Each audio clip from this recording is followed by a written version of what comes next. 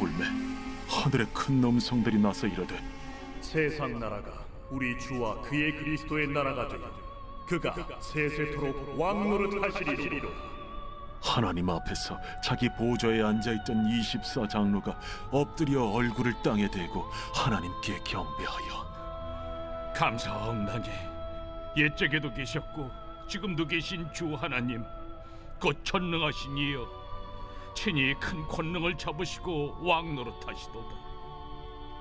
이방들이 분노하며 주의 진노가 내려 죽은 자를 심판하시며 종 선지자들과 성도들과 또 작은 자든지 큰 자든지 주의 이름을 경외하는 자들에게 상 주시며 또 땅을 망하게 하는 자들을 멸망시키실 때로소이다.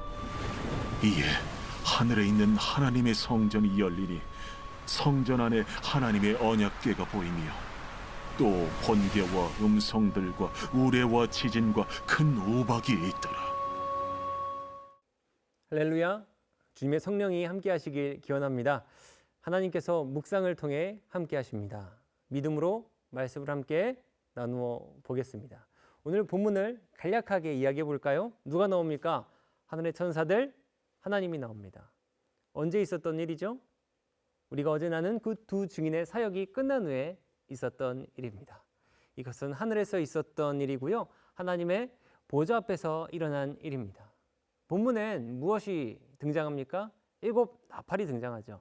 7 나팔이 불려집니다. 하늘에서 큰 음성이 나와 하나님 나라의 도래를 선포합니다. 또한 하나님의 통치가 나옵니다. 하나님이 세상의 왕이시다 선언하죠. 또한 심판이 나옵니다. 죽은 자들을 심판합니다. 하나님의 종들과 선지자들, 경외하는 자들을 보상하겠다고 하십니다. 그리고 하늘의 성전이 나옵니다. 하나님의 성전이 열리죠. 성전 안에 언약궤가 보입니다. 이 모든 일은 어떻게 이루어졌습니까? 7 나팔이 불려지면서 일어났죠. 하늘에서 선언이 이루어지면서 일어났습니다. 하나님의 성전이 열리면서 언약궤가 나타나면서 이루어진 일이죠. 이로 인해서 하나님의 심판과 구원이 그 계획이 드러났다는 거예요.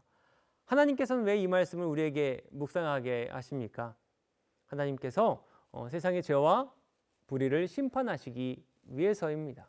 우리는 어떻게 하나님의 심판을 세상에 나타낼 수 있을까요? 오늘도 3가지로 함께 이야기를 나누어 보겠습니다. 우리 첫 번째 15절부터 묵상해 보겠습니다. 15절이요. 7째 천사가 나팔을 불매 하늘에 큰 음성들이 나서 이르되 세상 나라가 우리 주와 그의 그리스도의 나라가 되어 그가 세세토록 왕노릇 하시리로다 하니 7째 나팔과 하나님 나라의 선포가 나오는 것입니다. 7째 천사가 나팔을 불죠. 그리고 하늘에 큰 음성이 나타납니다. 세상 나라가 그리스도의 나라로 변할 것이다. 하나님께서 세세토록 왕노릇 하시리로다 선포됩니다. 이 본문은 하나님의 승리와 영원한 통치를 말해줍니다. 하나님의 승리와 영원한 통치는요, 성경 전체에서 강조하는 내용입니다. 성경을 보면 이렇게 나오죠. 로마서 8장 37절에는요. 그러나 이 모든 일에 우리를 사랑하시는 이로 말미암아 우리는 넉넉히 이기느니라. 그리스도를 통해 우리가 어떻게 해요? 승리할 것이라는 것을 알려주고 있죠. 우리는 삶으로 하나님의 승리와 통치를 느끼며 지금까지 살아왔습니까? 최근 제가 신방한 이야기 중 하나님께서 통치하시며 승리하게 하시는구나 라고 느낀 이야기를 몇 개 들려드리려고 합니다. 한 집사님은요, 직장에서 큰 프로젝트 하나를 맡으셨다고 해요. 그 과정에서 여러 어려움에 직면했는데 기도를 통해 문제를 해결해 나갔다고 합니다. 또한 한 가족이 있었는데요, 심각한 질병에 걸린 자녀를 두고 힘든 시간을 보냈어요. 그런데 그 가족은 기도를 통해 하나님의 위로와 평화를 구했습니다. 결국 자녀가 회복된 거예요. 또한 한 교회에서 지역사회를 통한 이 봉사활동을 시작했다고 이야기를 들었는데요. 이 과정에서 하나님의 사랑이 자신들의 이 봉사를 통해 어떻게 드러나는지를 또 경험했다는 정말 많은 간증을 들었습니다. 정말 평범한 일상에서 계시록의 음성이 계속해서 퍼지는구나 알 수 있었어요. 하나님께서 통치하시고 세세토록 승리하신다. 우리는 하나님의 통치로 승리하길요 소망해야 되는 거예요. 일상에서 말입니다. 의지해야 합니다. 선포해야 합니다. 이 통치는요 정말 더 놀라운 힘과 계획이 있어요. 확실한 힘과 목적이 있는데요. 우리 16절부터 한번 다시 읽어보면서 묵상해 보겠습니다. 하나님 앞에서 자기 보좌에 앉아있던 24장로가 엎드려 얼굴을 땅에 대고 하나님께 경배하여 이르되 감사하옵나니 옛적에도 계셨고 지금도 계신 주 하나님 곧 전능하신 이여 친히 큰 권능을 잡으시고 왕노릇 하시도다. 이방들이 분노하며 주의 진노가 내려 죽은 자를 심판하시며 종 선지자들과 성도들과 또 작은 자든지 큰 자든지 주의 이름을 경외하는 자들에게 상 주시며 또 땅을 망하게 하는 자들을 멸망시키실 때로소이다 하더라. 24장로의 경배와 찬양이 나옵니다. 하나님 앞에서 자기 보좌에 앉아있던 24장로들이 엎드려 경배합니다. 장로들이 감사를 드립니다. 하나님의 전능하심과 영원한 통치를 인정합니다. 그리고 놀라운 선포를 시작합니다. 장로들은 무엇을 선포할까요? 하나님의 진노와 심판의 때가 이르렀음을 선포합니다. 죽은 자들을 심판하시고 하나님이 그 종들에게 상 주실 때가 왔음을 선포하는 거예요. 땅을 망하게 하는 자들을 멸망시키실 것이라 합니다. 이 본문은 하나님의 공의로운 심판이 신실한 자들에게 구원을 주시고 복을 주실 것이라 말합니다. 노아를 보면요, 노아는 홍수 심판 속에서도요 의로운 자로 여겨졌죠. 그는 하나님의 명령에 순종하여 방주를 만듭니다. 결국 그의 가족과 함께 구원을 받았죠. 이는 하나님의 공의로운 심판과 동시에 그분의 은혜를 보여주는 것입니다. 그리스도인들을 향한 하나님의 구원을 보여주는 거예요. 하나님의 공의로운 심판이 신실한 자들에게는 복 주신다, 명확하게 말하는 겁니다. 이것이 하나님께서 통치하실 때 일어나는 일이에요.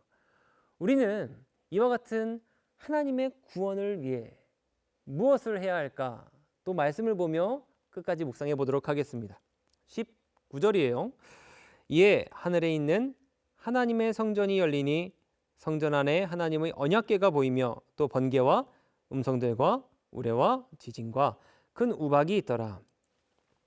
하나님의 성전 개방 그리고 언약궤의 출현이죠. 하늘에 있는 하나님의 성전이 열립니다. 성전 안에 하나님의 언약궤가 보입니다. 번개와 음성들과 내성과 지진과 큰 우박이 있습니다. 우리는요 잊지 말아야 합니다. 여기는 어디예요? 성전입니다. 성전 안에서요 엄청난 일이 벌어지고 있습니다. 하나님의 임재와 언약의 성취를 상징적으로 지금 이렇게 보여주고 있는 거예요. 동시에 하나님의 심판이 임박해 주는 것을 지금 보여주고 있는 겁니다. 어디서요? 성전에서, 그리스도 안에서, 하나님의 말씀 안에서. 이는 성경에서 예언된 이야기예요. 베드로후서 3장 10절을 보면 잘 알 수 있는데요. 이렇게 나옵니다. 그러나 주의 날이 도둑같이 오리니 그날엔 하늘이 큰 소리로 떠나가고 물질이 불에 풀어지고 땅과 그 가운데 있는 모든 일이 드러나리라. 성경은요 그리스도 안에서의 심판을요 이미 예언하였습니다. 이 날이 반드시 온다고 믿고 우리는요 어떻게 해요? 오늘을 살아가야 하는 거예요. 내일 종말이 올 때 오늘 내게 필요한 조치는 무엇이에요? 내게 가장 흉측한 것을 회개하고 지우는 작업일 것입니다. 이게 바로 우리가 해야 할 일이라는 거예요. 지금 내게 가장 흉측한 죄는 무엇인지 고민해 보십시오. 당장 나에게 가장 흉측한 것을 지어가는 삶이 우리가 해야 할 단 한 가지의 실천입니다. 우리는 이와 같은 삶을 살 때요 하나님의 놀라운 승리를 묵상할 수 있을 것입니다. 고난 중에 그리스도인들에게 임하는 하나님의 구원을 발견할 수 있을 것이에요. 우리의 죄악을 회개하여서 정말 참된 구원의 기쁨을 느끼는 우리 모두가 되길 간절히 축복합니다. 우리 함께 기도하겠습니다. 하나님 아버지, 오늘도 하나님의 말씀을 묵상하며 하나님께서 신실한 자들에게 구원을 주시는 것을 나누었습니다. 하나님, 이와 같은 은혜를 받기 위해 당장 오늘 내게 임한 하나님의 은혜를 기다리게 하여 주시옵소서. 기도한 모든 것을 믿음으로 기다리게 하여 주시옵소서. 하나님께서 나에게 임하실 때 내가 부끄럽지 않도록 나에게 가장 흉측한 것을 지우며 하나님 앞에 겸손히 순종으로 기다리는 삶을 살게 하옵소서. 오늘 하루를 나의 영생을 주께 드리오며 예수 그리스도의 이름으로 간절히 기도드리옵나이다. 아멘.